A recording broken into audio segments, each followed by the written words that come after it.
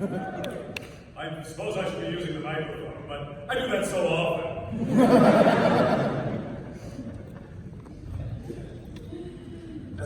This is just for the character voices.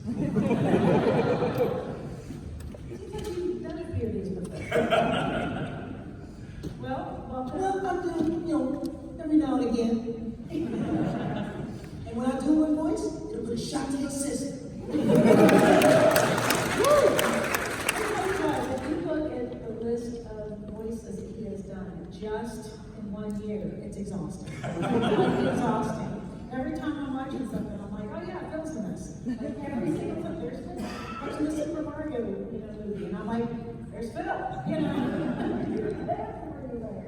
It's amazing. Yes, he was. Just little background characters, just little background characters. Kari had a big part. I just had a little part in the background. Yeah. It's still there. Yeah. So, first of all, how are you doing today? Doing great. It's been so lovely to get to meet folks at the table, because I've been spending most of the time down there. I haven't gotten to walk the floor of the con yet. How is it?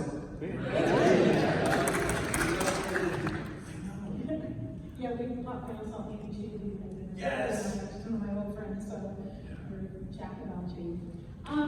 So let's talk a little bit about you and what you do. You have so many talents. I mean, you aren't just a voice actor. I mean, it's like you watch him deep and there he is. He's all over the place. Murderville, you read the book, the Moriarty book. Yes, so it's like, seriously, you are everywhere. How did you know that this is what you wanted to do? That is actually an interesting question, because I began performing before I decided to be a professional performer. It's funny because there are a lot of actors that talk about, When I was growing up, I used to stand in the back room with a brush and practice my Oscar speech. not me. I was a nerdy little bookworm.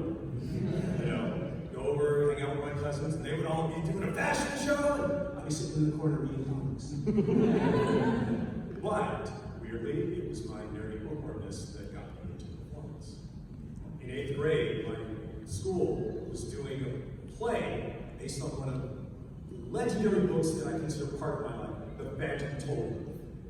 I was just like, I love that book. And then there was this one little character towards the end of the story, the census taker.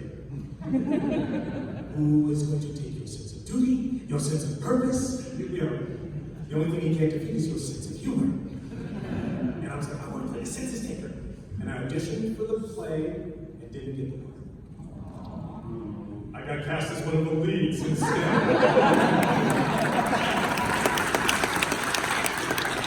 I don't know, our drama teacher said, no, you're going to play Talk the Watchdog. And the play opens with that character alone on stage under a spotlight, doing a 2-minute monologue to the audience. And it flipped a switch in my head. It's like, I love this. And I've been chasing that dragon for 40 years. But then after college, where I went to Yale and I studied English, but doing plays there, because I just enjoyed doing plays and being part of, the theater community or whatever, some friends of mine said, hey, why don't we start an improv comedy group? And I started doing improv, and that flipped another switch. Because, when you're learning drama, it's like, drama is based in conflict.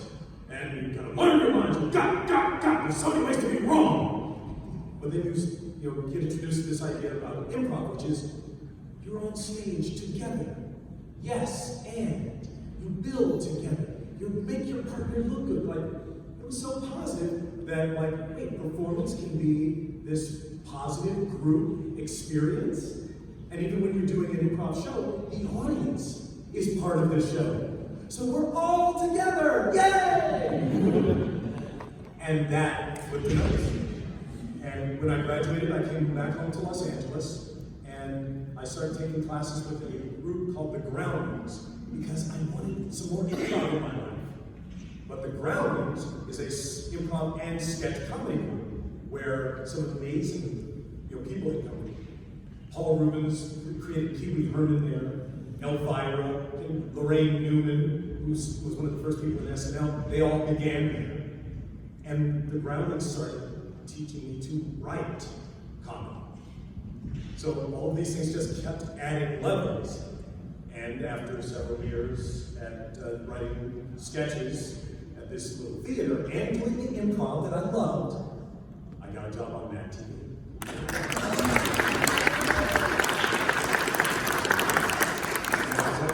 This is my career.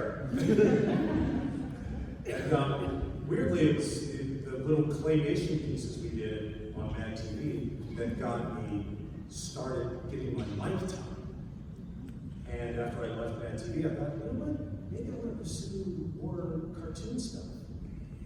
And then that clicked. And then yet another level. So this is a big cake. So you've done so many iconic roles. You got Ring Ring Ring on for John Stewart. This is right there.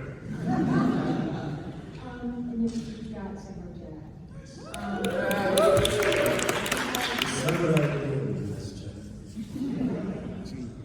You have Futurama, you have Hermes.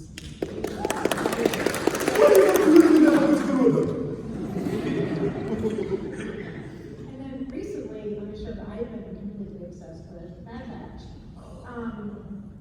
You're all stuff, I'm like, let's go. So, you're Bail Organa, Yes. you're several people there. Yeah. You're like, Chris Jones and all other things. So, is there any one role that you've done, just in voice acting, not your live acting, because that's a whole different quality that you do, that you, like, that's what you want people to know? Actually, that's tough. I mean, because it's less about the medium than about the quality. I mean, to me, Samurai Jack has more in common with Pulp Fiction than with the weirdos of the pound movies I did. It's like, no, those are cartoons. Like, no, one is a work of art, and so is Pulp Fiction, and so is Futurama. So it's, I consider Jon Stewart from Justice League cartoon a pretty amazing role. Got to do 4 seasons of this hero, a man who is part of a group that saves the world, the galaxy, and I got to play a character who was on trial for galactic murder. And in a love triangle with Shayera and Vixen. That's a pretty good role.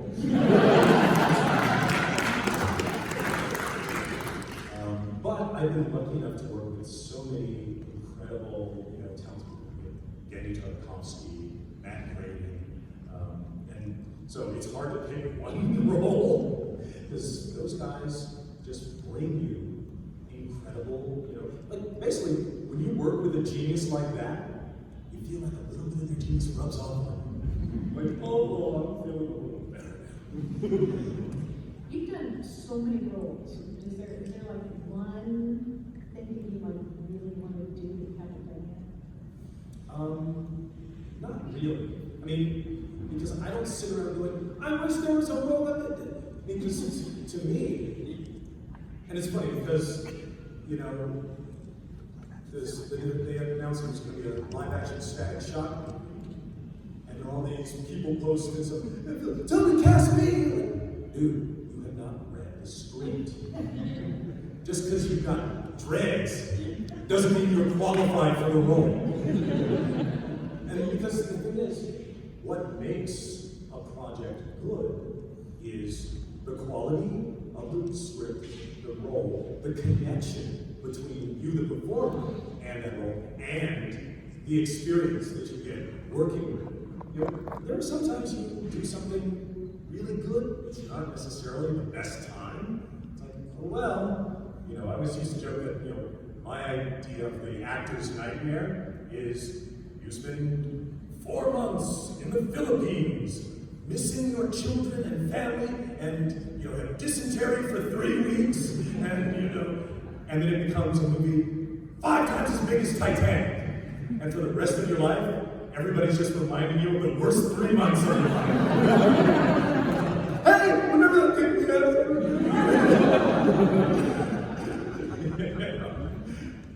But, hey, when that residual check comes, you smile. So you said I know you read comics. How familiar do you like, you're like, oh, I'm gonna, John Stewart. Have you read that? Do you go and look things up? Do you read things? How familiar do you become with properties? Well, actually, that's really interesting. I haven't done a new comic book character in a long time.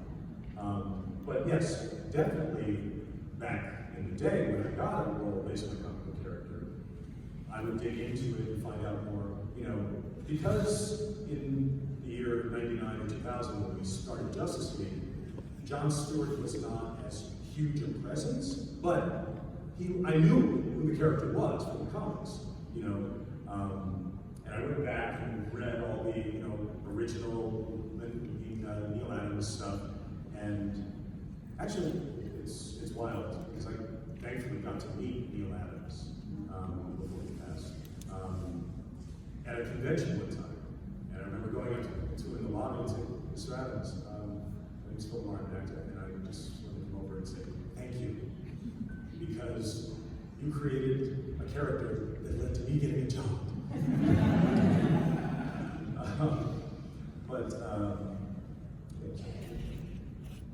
It's just been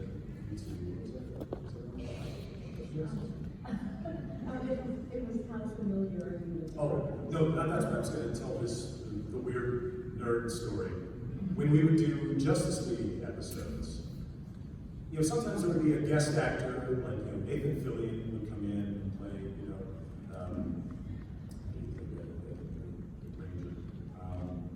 but they wouldn't be familiar with the characters. But if it were after a Wednesday, I would just reach into my bag and go, this is what he looks like.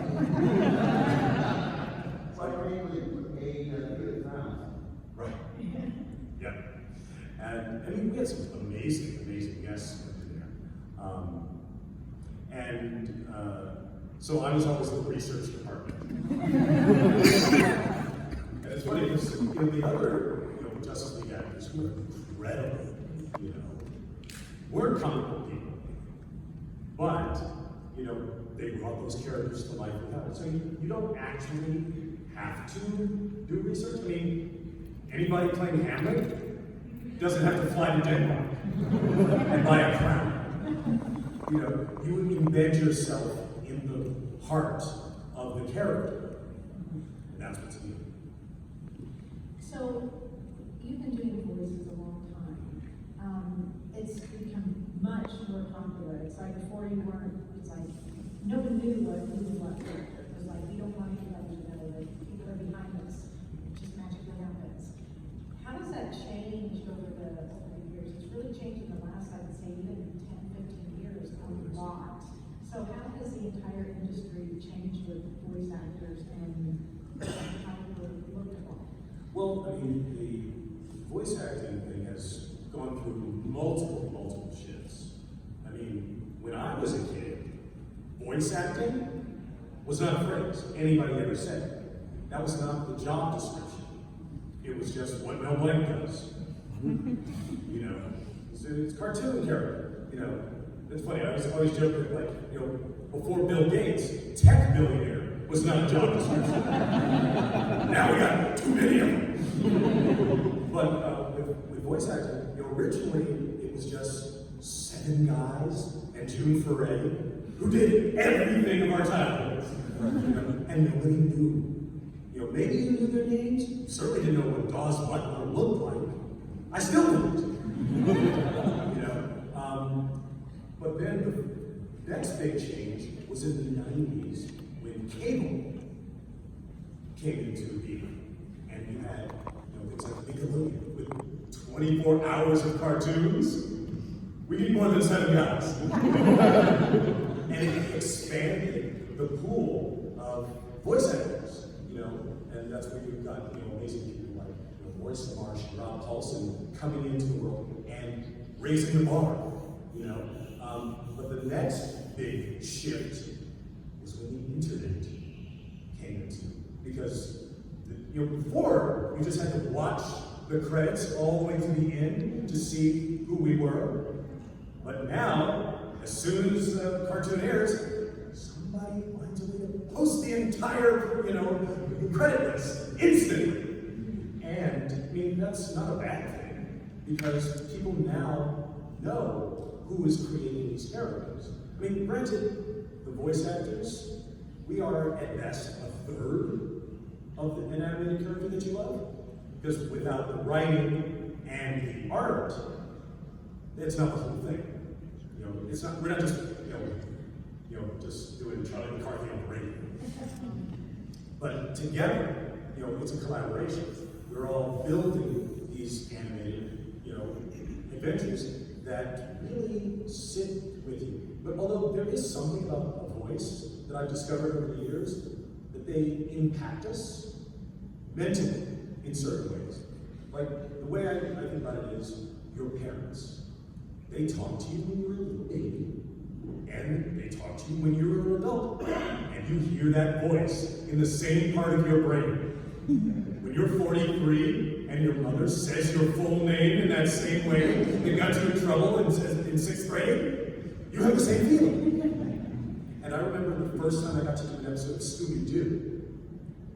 I was like, oh, this is so great. And I walked into the booth, and Casey Kasem, who was the voice of Shaggy at the time, was still doing it. And he'd been the voice my whole childhood. And he walks in, gets on the mic, and he said, all right, Casey, give us a couple lines to test the volume level. Jinky Scoop, he starts doing the voice. I froze. I felt the hair on the back of my neck stand up. And I felt myself like going through a time machine. I'm 6 and I'm sitting with a bowl of cereal on my lap. No, you're 28 and you're in a job. Get to work. Oh, right, sorry. But that's how voices affect us. So I think that's part of the positive of this internet thing, of us not being invisible anymore. And it's wonderful because you get to come to something like a convention and it turns animation, which is a different kind of performance. You perform, then a year later, the artists finish, and then 6 months later, the network puts it on. So you're so far removed from the audience's experience of your performance. But coming to a convention is kind of like getting applause, one person at a time. I love that show. Thank you. And it's wonderful because it helps us, come back to that work that we are in some ways so distanced from. Has there ever been an instance where somebody's come up and said, oh, I love you in this, and you forgot, it's been so long, you forgot which you were in? Occasionally. I don't remember what the thing was, but yes, there are definitely some, old, tiny characters that somebody might have found on the internet. Like, you remember that? Yeah. But generally, it's the quality stuff that people respond to, and that. So, Jennifer Hale, who is an amazing voice actress, has told me that you were one of her acting inspirations. So who are your acting inspirations? That's interesting, because I would say that it's still the same ones. My acting inspirations are Sidney Poitier, Richard Pryor, because even though he was really edgy, he brought like a real acting level to his stand-up. Tom Hanks, just because of the range that he could do. Although I would always say when I was starting out, I always said that Bugs Bunny is one of my acting icons.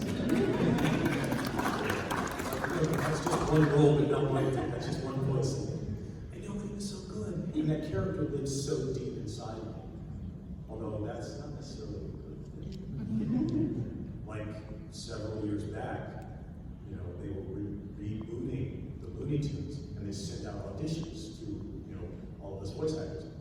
And they sent us a CD with all of Mel Blanc's original versions of the characters, and I could not audition. Because anytime, you know, I did my version of Bugs Bunny, "Yeah, what's up, Doc?" and I heard any part of my voice in it, it's not Mel, it's wrong. Because his voice is so deep in my head, it's like, no. But I realized, no, they weren't using your version. Like, I don't. I want to hear Mel Blanc. And that's why God made Eric Bowser. Because he sounds exactly like Mel Blanc. You know, he's genius. So, going off of that, how do you find the voices for all these different? I mean, you do so many different characters, and everybody is different in some way. So, how do you go about finding that character that is perfect, or that voice is perfect for that character? Well, it's interesting because creating a character voice is a little more collaborative than other kinds of acting. You know, I mean, obviously, you know, when you're doing a movie, they tell you what they think, but then you just do your performance. But with animation, the creator usually has an idea in their head. You know, they've drawn the character, they've written the story, they think this is what he might sound like. They write out a description. You know, he's sort of nervous, but you know, a sense of arrogance. Well, what do you think he sounds like? And we work together. You put out your thought, you know, you piece together the description, and put it through your throat. And then the creator will go, oh, that's pretty good, but... And if it doesn't match what's in his head, he'll say, but maybe he has a little bit more strength to him. Oh, so you're thinking he might sound a little more like this? Yes! Perfect! And so you work together to build, to piece it together. Okay, we are going to take some questions if you want to line up here. And I'll try not to answer every question in a 10-minute round. While people are lining up, what is one thing that you wish people knew about your job when you're voice acting? Well, for people who, you know, are interested in voice acting, the main, well, one, go to Dee Baker's website, iwannabeavoiceactor.com. But the main thing, the main misunderstanding that people have is they think it's just about having a crazy voice. No, voice acting is a misnomer because the acting comes before the voice. You know, what we do as voice actors is the same thing people do as stage actors, as on-camera actors, is bringing a character to life. Not just trying to make a mic break. You know, it's about embodying the character. So you gotta practice the acting first. It's weird because a lot of times people think, I'm gonna be a voice actor, and they just do imitations. You know, it's like, that's not the same thing. Because when you're, you know, imitating, you know, but I'm imitating Chris Rock. I'm not going back to his childhood. I'm not trying to be Chris Rock. I'm just trying to pull somebody on his voice thing.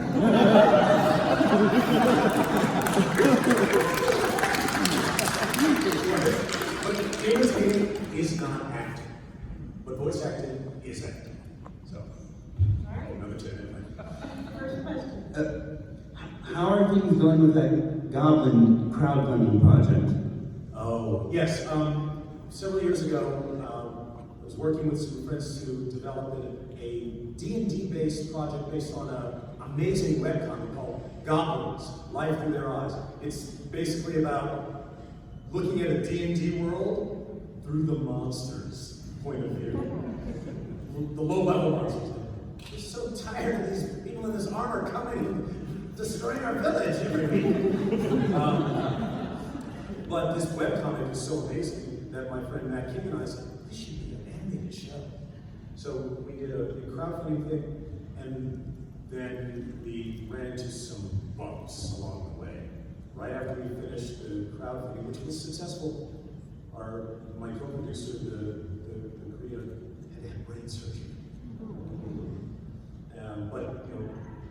through it. Okay, she's fine now. And then we put this together and we started pitching. But it was apparently not the best time. These studios said, yeah, we already have a D&D cartoon. Wait, it's not the same thing. So we haven't been able to get a tech company to say yes yet. Why not make it independent? A lot of people are being independent. Well, because it's funny, because having done cartoons for 30 years, I never actually produced them. I didn't realize how expensive it was. I mean, it's funny because the tech has changed the movie world. You know, in the old days, getting a reel of film cost you $10,000. Now you can shoot a movie with your phone. Anybody can. But animation still takes 100 artists, 9 months. Can't do it fast. Well, I guess not until the AI comes out. Thank you. How did you feel when you got to do the voice of Hermes Conrad in Futurama?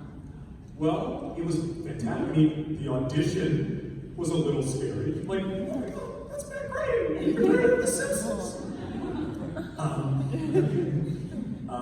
But he was so sweet. I'm like, God, I wish every billionaire was this sweet.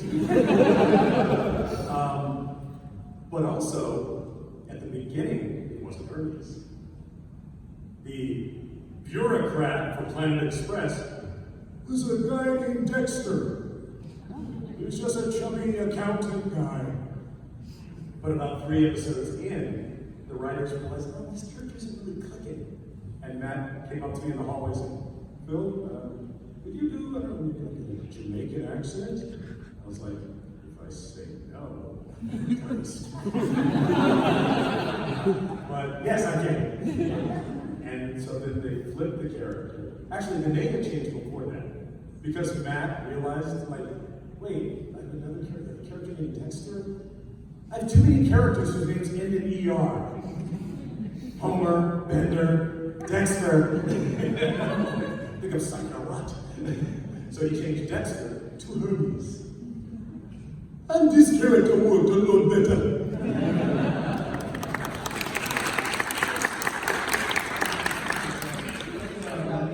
Questions. I don't want to take up too much time. What's the weirdest line you've ever read for voiceover? Have you ever auditioned or went for a role and you didn't get it when you really wish you could have? And I watched the first 2 episodes of Unicorn Forever or Return or whatever Amy's new show is. Can we expect to see you on that? Okay, go back. I'll play that. About Unicorn Forever, I'm not sure. Hopefully, if the show goes on long enough, Gabe might come up with a party like, oh, Phil, I need it for this. Sadly, I haven't even seen it yet. Your second question was about. Was there ever a role that you might audition for but you couldn't be in part of? Ooh, that's interesting. Because the story I think of first about a role I auditioned for and didn't get is actually not something that I regret not getting. It was the role of Aqualad on Young Justice. I auditioned for it, and I thought I did pretty good, but then didn't get it. But Greg Weisman, the producer, said, we'd love for you to play Aquaman. I'm like, oh, yeah. But when I went in to record the first episode, Kari was there, and they played back his audition as a voice reference. And this is what I was like, oh, damn, I wouldn't have cast me either.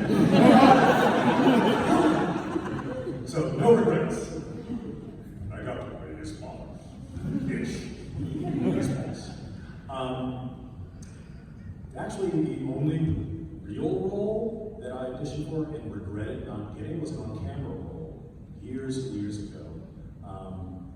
After West Wing, Aaron Sorkin did a show about a late-night sketch comedy show. And one of the characters on it was a member of the sketch comedy show cast a black man who was a Yale graduate.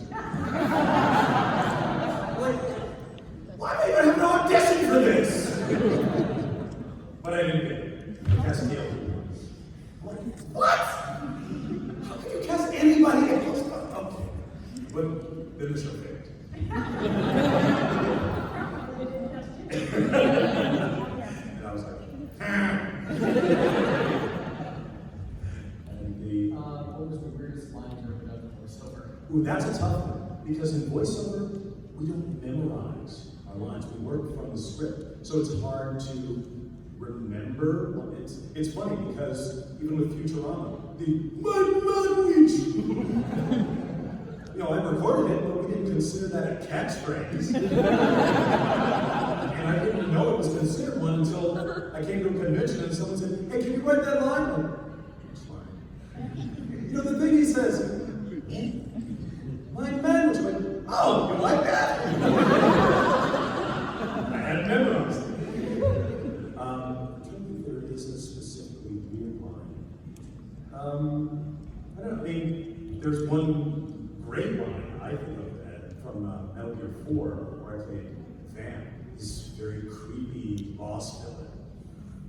But, he's fighting, but he wants to die. So one of his lines to the hero is, will you be the one to finally end me?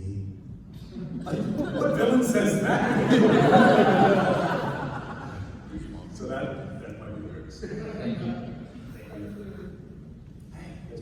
Thank you very much for coming. You're one of my favorite voice actors. But, my kids get tired because we watch a lot of animation. I almost like, oh, it's LaMarr. Dad, be quiet! I first became aware of you, Mad TV. That season 1, I was like, uh-oh. Saturday Night Live's in trouble. And after a couple of years, they got rid of, all of my favorite actors. But anyway, I've seen you many times at DragonCon. You're always in a panel with a bunch of people, so I've never been able to see you just one-on-one. And I'm never going to get a panel for this movie, so I have a question for you regarding a movie called Free Enterprise. Do you have any funny stories from the movie? Yes, I have two. For anybody who probably isn't everybody, doesn't know. Years ago, I did a movie called Free Enterprise, which was about a couple of Star Trek nerds, huge Star Trek fanboys, who meet their hero, William Shatner.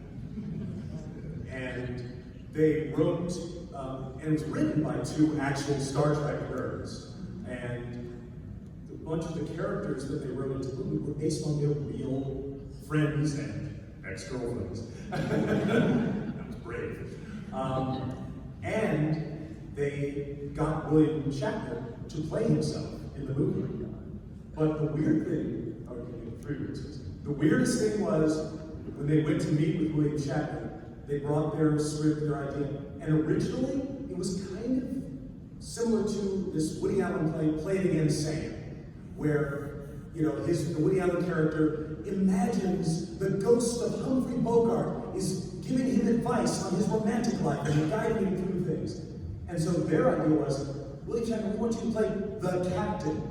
There's this image of Captain Kirk who appears to us, and guys, it's like, yeah, no, I don't want that. Why don't you just cast it as me and make him kind of a schmuck? Instead of being this imaginary guy, and they end up writing a scene where they run into Bill Shatner while he's buying porn at a bookshop in the valley. And they sit down with him and he drinks and he pitches all these dumb ideas like, I want to do a one-person musical version of Julius Caesar, where I'll play all the parts. Wait, if you play all the parts in Julius Caesar, wouldn't you stab yourself? It wouldn't be the first time.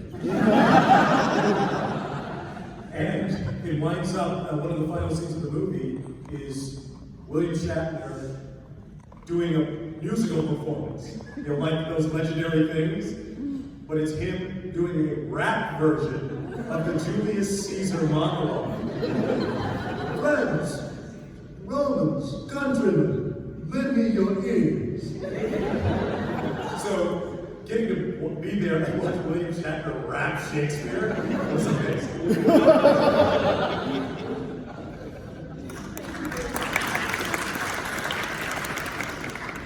Hey guys, I'll probably with most of the people audience on there, you were basically our child members, as you are.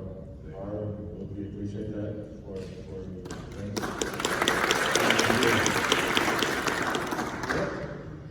What is it like on there, trying to work, just prior to and before and after COVID? COVID? Well, actually, I felt super lucky to be a voice actor because of the nature of animation. COVID only shut us down for 2 weeks. The amount of time it took all the animators to take their computers home and for all the voice actors to set up a microphone in their closet. Because, I mean, animation is a separate collaboration. Everybody does their parts and then they get put together digitally. Same thing. Now, can't shoot a movie. Hey, Tom Cruise, go in your closet and shoot your close-ups for us. Not gonna happen. So all of my on-camera friends were out of work for like a year and a half before they came up with protocols and zone stuff and ways to minimize transmission. With voiceover, we were working. It's weird. 2020 was my busiest animation year ever. And my second question is on there, how was it like to be, what was your feeling on there when Samuel Jack came back for the final season? I was incredibly happy because I love the show. I consider Samurai Jack a work of art, and it's funny because it was something that I felt I could recommend, even if people say, I don't really like cartoons. But now you're gonna love this, because this show is incredible. And when the show ended, which was weird and unfortunate, why? We didn't know. But I knew that since then, Gendy had been talking about finishing the story, like with an animated movie. But this was the post-Pixar era, so he could not find a studio that was willing to do 2D feature animation. And he wasn't going to do, a 3D version of Samurai Jack. That's not the same show, not the same character, not the same storytelling. So he never got the movie. But eventually, the things came together. The head of Adult Swim was my food. Gendy had enough time, and he said, "We're coming back. We're going to finish the story." And I was like, "We have to. It's in the theme song. We're going to get back to the past." I mean, in the Friends song, they say, "I'll be there for you." You can't do episodes where they're not there for each other. But when he came back with this 13-year gap and took the series to a whole other level, it's like, oh my God, this is what the show would be if it had gone on for this decade and a half. It would have evolved into this, where the character is in a darker state. Because that's it. The show wouldn't go on if he had defeated Aku. That would have been the end. Yes. Oops, spoiler. Although the one weird thing was, they announced it without ever contacting me or my agents.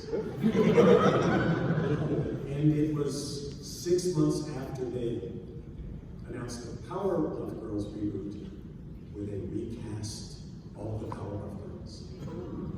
So it was a little scary at first. It's like, was they gonna recast someone? But then I spoke to him and he said, "No, dude, we're all that, including you. We're not doing Samurai Jack without you."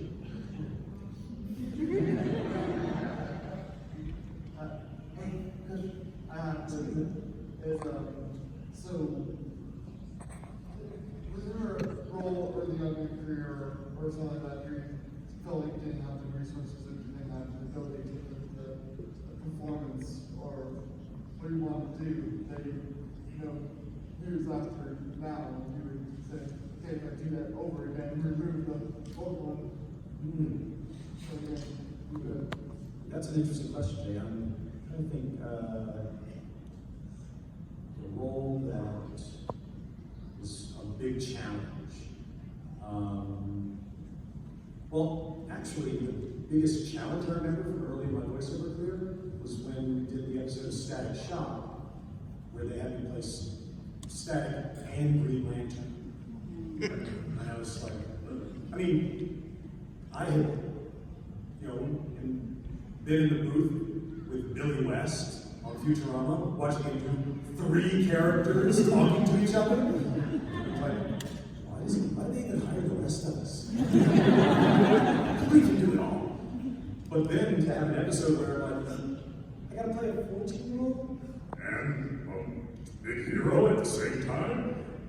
I was a little nervous. Although, I was able to pull it off.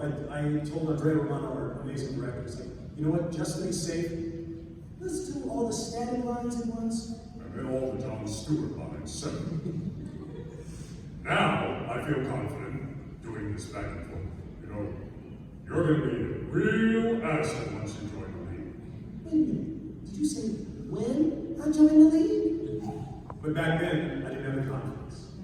So, and I didn't want to risk, having Virgil's voice. After I do John's voice. Come back to you, don't wait. So I kept it so to me. Because it wasn't about my ego, it was about doing the show right. Second question I have is one also on resources.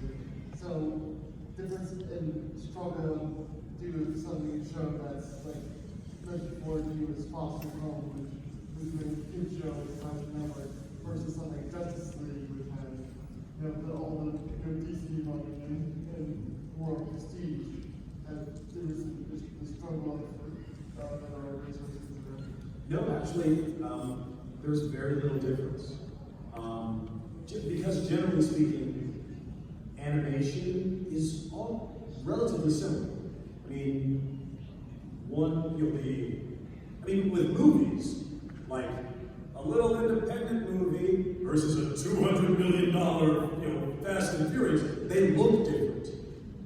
But an animated series, if you pay a voice actor union scale or double scale, doesn't change the performance. And the animated, the artistry is as good, just given the amount of time, not money. My question is of your long story career, both in physical and in voice acting. You mentioned earlier about seeing Casey Kasem, and you know that feeling from it. Were there any other situations where you were like, oh my God, it's them, either in person or like? Well, there was an episode of Static Shock where I got to meet Lindsay Williams for the first time, and that was pretty amazing. Let's see. We've been fortunate enough to getting to work with Frank Welker on Scooby-Doo, and then also work with him in another series where we're working together for week after week. It's amazing. It makes you feel like I'm just taking a step up. I get to be in the booth with this guy.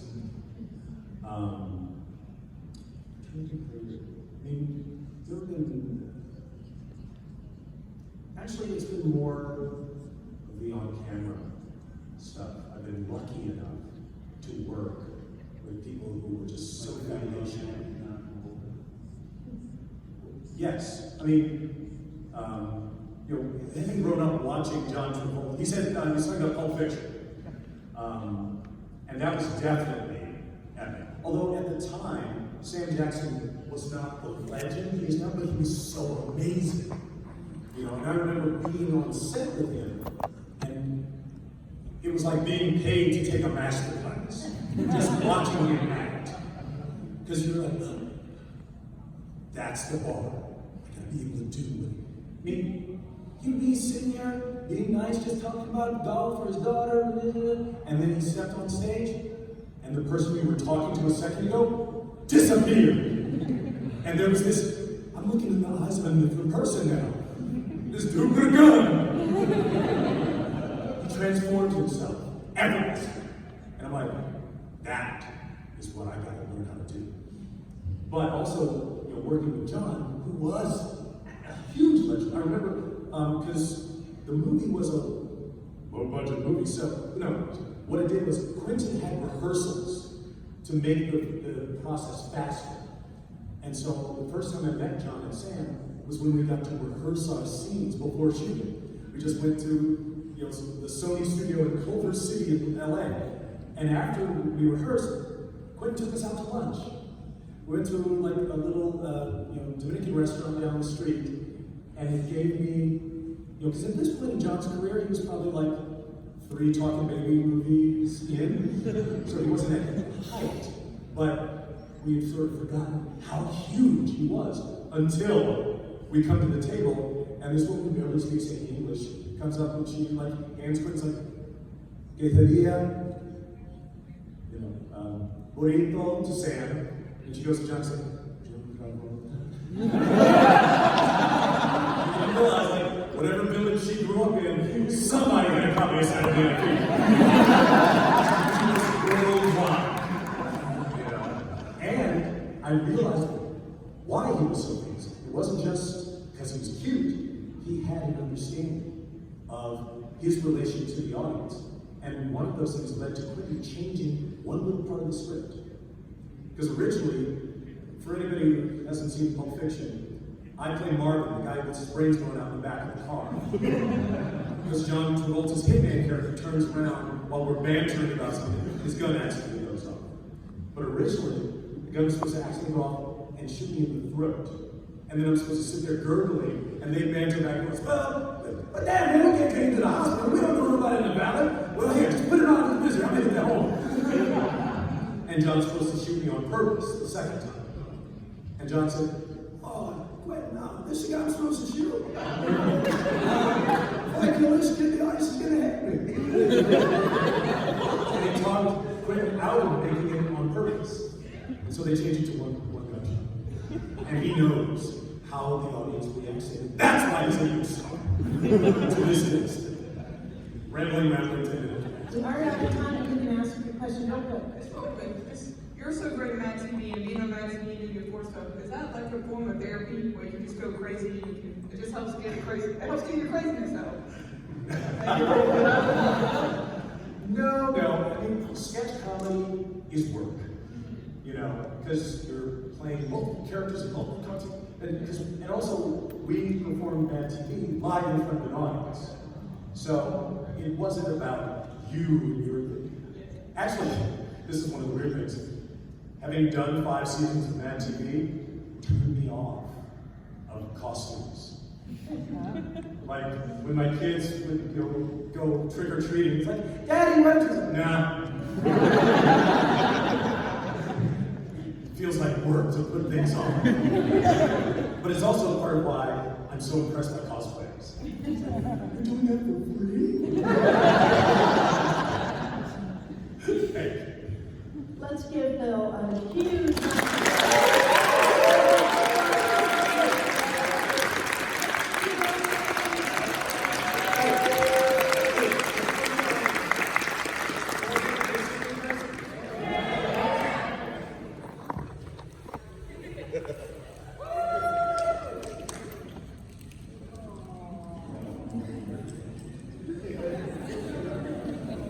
Now we can work.